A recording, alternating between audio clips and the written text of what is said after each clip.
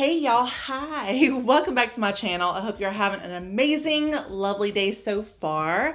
My name is Mandy and today we're going to be taking a break from my regular plus size fashion content to talk all about red light therapy. Everything you want to know, all of your questions asked from previous videos and then some, at least that's the goal.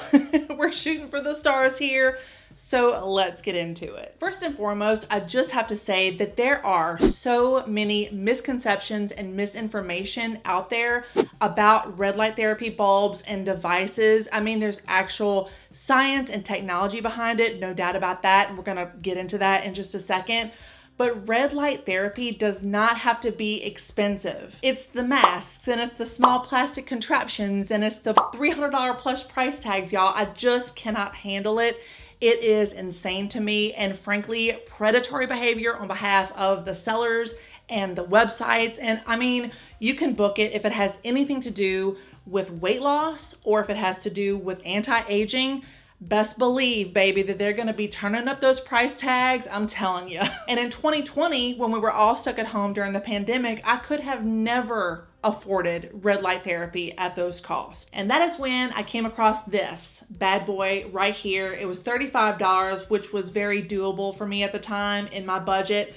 But more importantly, it falls into the realm of every specification that I was looking for. And hopefully this is like the perfect topic transition to start talking about the technology behind red light therapy bulbs and how it actually works. So let me just put this down for a second. I really feel the need to address this because there's so many people out there that are led to believe that you can just use like red Christmas lights or like a red plastic sheet over a normal white LED light and it's just gonna do the same thing. I also saw a video on TikTok that actually went viral where a girl was suggesting that you should use a red heat lamp bulb that looks like this, and it's basically the same thing and that you're gonna get the same results. And to that I say, absolutely not. Under no circumstances should you ever use a red heat lamp bulb like this. Don't do it. I'm telling you, it's going to ruin your skin and bad things are gonna happen. I'm telling you. Now let me get my box back.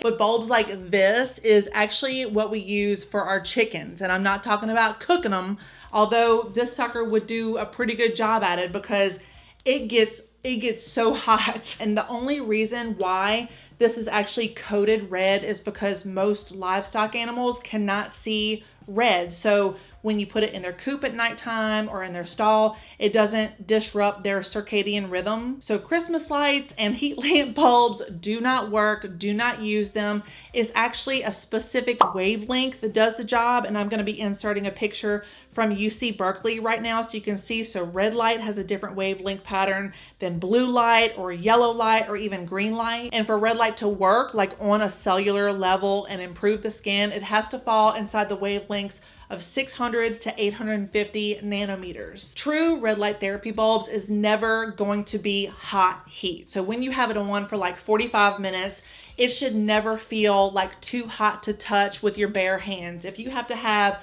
an oven mitt or something like that, like a glove to unscrew this thing or to turn it off, it's not genuine red light therapy and you need to just get rid of it, throw it away.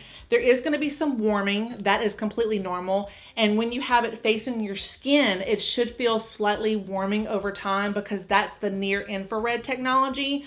But other than that, like true red light therapy is never hot heat. So now let's talk about the many uses of red light therapy and how I use it personally. So red light therapy has been proven to help heal wounds, for example, like surgical wounds. It also can help with sore muscles, strains, inflammation. I'm gonna include like several studies in the description box below for y'all to look at. It's absolutely renowned for smoothing skin texture, fine lines and wrinkles, reversing skin damage, diminishing rosacea, acne, psoriasis, and stretch marks. It also stimulates collagen production for skin tightening, and it also can boost thyroid function. Some studies even suggest that red light therapy is fantastic for boosting inches lost after exercise. Maybe I'd have to see it to believe it. That's all I'm saying. But maybe that's why we see so many infrared lights inside saunas, although saunas like promote inches lost anyway because of sweat. But I don't know. Supposedly, you're supposed to be using red light therapy at least 4 times per week for 20 minutes a day. And I think the length of time that it's going to take for you to get results is 4 to 6 weeks. And then it just keeps on getting better after that. So, you know, good things take time. Okay, so this is the part that the majority of y'all have been asking about. And I use my light every single day in a somewhat controversial way. At least it seems sort of controversial now. I didn't think that it would be controversial, but I combine my red light therapy usage with castor oil. So first thing in the morning, I do all my morning things, you know, the little aggravating chores that you have to do. And then I dab a little bit of castor oil all over my clean face. And then I go sit under the red light for 20 minutes. It is an absolute treat. I'm telling you, I put on like my true crime podcast.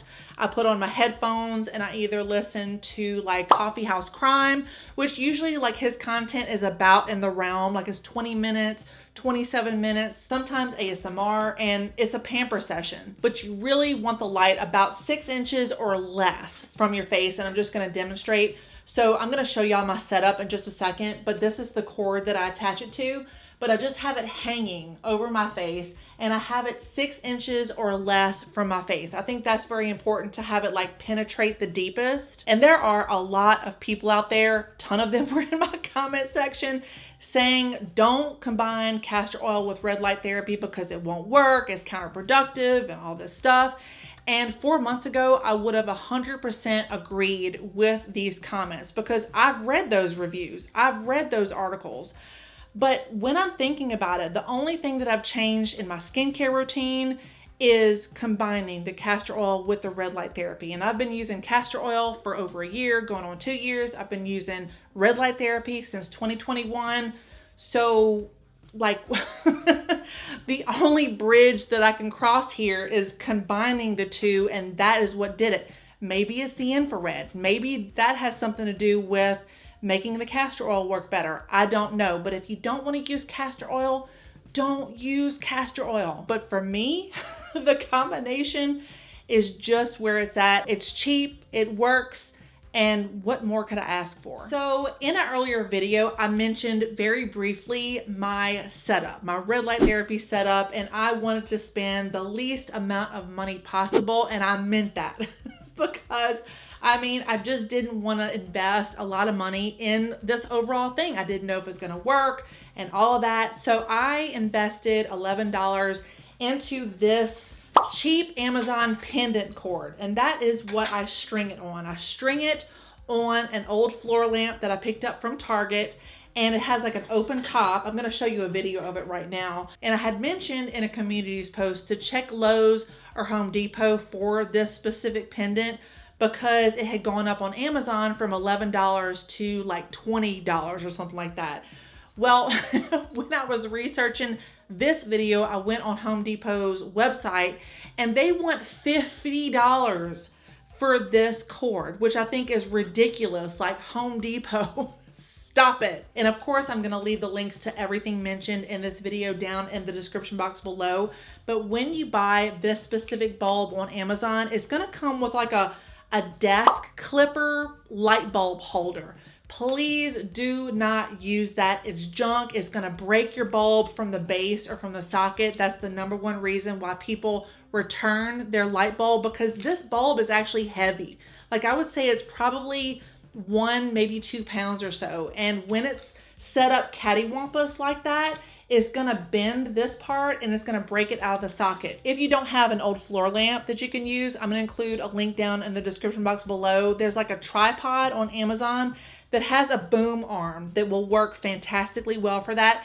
It's $30, which kind of defeats the purpose of saving money. But you know, when worst comes to worst, you can always just hold it. Just hold it like away from your face, and that's free. So one of the questions that I've gotten fairly frequently in my videos in the comment section is asking about colored light. Like, which one is best? Is it red light? Is it blue light? Is it green light? because you can buy masks that flash from red to blue to green to yellow, and they're all supposed to do different things. In my opinion, that is a complete gimmick. Red light that includes near infrared is going to be the absolute best. It penetrates the deepest. It gets all the way down to the mitochondria of the cell, which if you took science class is the powerhouse of the cell. It's what gives the cell energy. It's like the battery to a car. So when it's energized from all those red light particles and things, it's going to help to revitalize, it's going to renew itself, and that's why it helps with beautifying the skin and helping with fine lines and wrinkles, because it's energized. It really wants to help and do its job better. Blue light barely does anything on the surface of the skin. At best, it's meant to kill bacteria, and honestly, as soon as you turn the blue light off, the bacteria is just gonna come right back. That's just the nature of the beast. And now finally, let's talk about who should not be using red light therapy. And to me, this is extremely important because red light is not for everybody. If you have a photosensitivity illness like lupus, or if you're taking photosensitive medications, you probably should not use any sort of red light therapy. And of course, I'm gonna include the link in the description box with all the medications listed. If you have hyperthyroidism, which is an overactive thyroid, you definitely should steer clear from red light therapy because it invigorates the thyroid even more. It stimulates the thyroid. If you're prone to melasma, which if you don't know what melasma is, it's basically like a benign hyperpigmentation. It causes like discoloration of the face. I have melasma. It seems to be like a heritage thing. I don't know, but I just counteract mine with skincare like vitamin C, skincare peels, niacinamides, that type of thing. Anything that's going to kind of brighten your skin, that definitely does help. But if you don't like melasma, or if you don't want to use skincare to counteract melasma, then red light therapy is probably not for you. If y'all are interested in the products that I use in my everyday like nighttime skincare routine, I'll include those in the description box below as well. I really haven't changed from December, and I did a video in December, but not very many people watched it. So I'll definitely include those links in the description box below. And with that being said, I will bid you adieu. Thank y'all so much for watching. I always appreciate y'all so much. If you have any questions, comments, or concerns, please leave them in the comment section down below, and I will try to answer everybody's comments. I always try. I really hate it whenever I watch a medical video and then people have questions in the comment section and it's just ghosted. Anyway, if you found this video helpful, enjoyable, and a little bit informative, please give this video a share, a like, a subscribe. I would definitely appreciate it. It always helps out my channel. And yeah, that's gonna do it for this video, y'all. Once again, thank y'all so much for watching. I always appreciate each and every one of you. Please stay safe and stay healthy in this wild, crazy, weird world that we're living in. I'm going hoarse. And I'll be seeing y'all very soon. Bye.